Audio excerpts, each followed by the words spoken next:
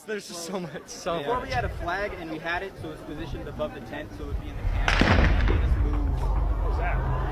God, he just got shot! Holy Holy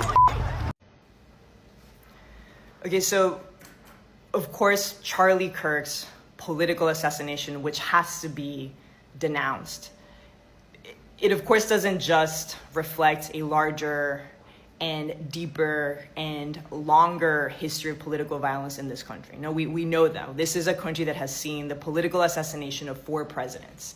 All right, first of all, I'm going to make this short and sweet.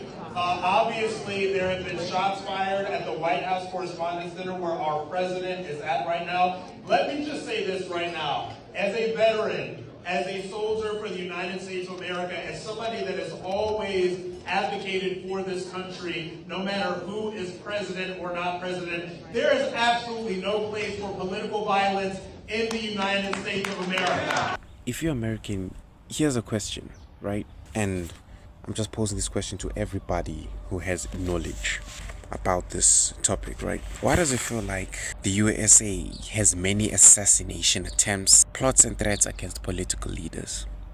And I ask this question because it's not as frequent or as loudly pushed in South Africa. I don't know if that makes sense, right?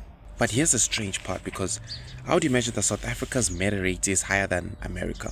I mean, unless it's just political, unless it's just one of those attempts to make Africa seem like this dangerous, savage like place to live in, right? But I mean, the US seems to generate more plots targeting president, candidates, judges, and other national figures. You all remember that attempt on Trump's life. You all remember that one? It hit his ear, and I don't want to lie to you right now, but it felt like the whole world was rooting for Trump then, bro. But I'm just like, it's different when you look at America than in South Africa. In South Africa, bro, it's not pushed the same. I don't know if that makes sense. Is it because America has some of the most visible political leaders on earth, right?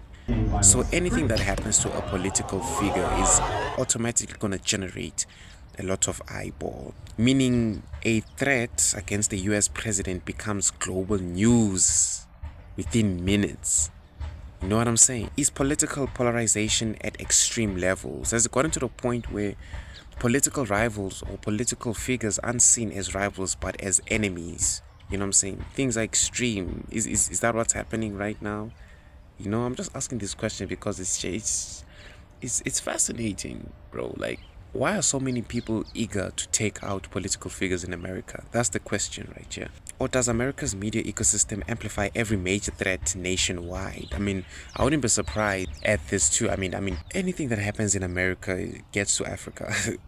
Not everything, because not everything is pushed. I would imagine that some of the stuff that is broadcasted in South Africa is a little bit controlled, you know, limited to some extent.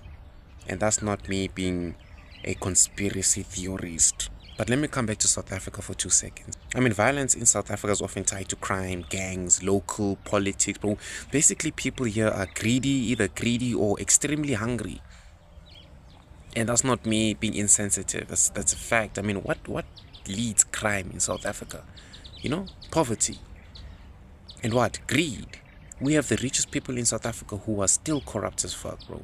It's the reason why we have syndicates, Home Affairs, and people don't know what Home Affairs is. I would imagine there's Americans watching this as well. Home Affairs is basically, I don't know what's the equivalent.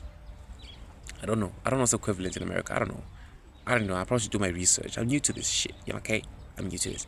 But our Home Affairs, I would say Home Affairs is basically the dudes who deal with your IDs, birth certificates, visas, and passports. Those guys. So the real question isn't which country is more violent. No, that's not the real question. The real question is, why is the world's most powerful democracy producing people who think that violence is a political solution? Why? I mean, don't get me started on the gun violence in schools and everything. Hey, I don't want to touch on stories like that. I feel like I'm not intelligent enough to deal with such sensitive, or to speak on such sensitive topics. What the hell, no, I am. I'm just like, this is one of those questions that just come to your mind at 2 a.m. I actually started thinking about this yesterday. You know, it's weird. Like, what do you think though? Because I mean, I find it weird that a country that is as messed up as South Africa is, it's weird that it doesn't seem to get close to the level of outrageous acts, I'll say. Okay, compared to the US, I don't know. You know? I don't know. Tell me what you think in the comments. What you all think, and subscribe while you're at it. And until next time. Are you Zimbabwean? Where are your papers? Where are your papers? Are they in my pocket? Like, show me. Show me.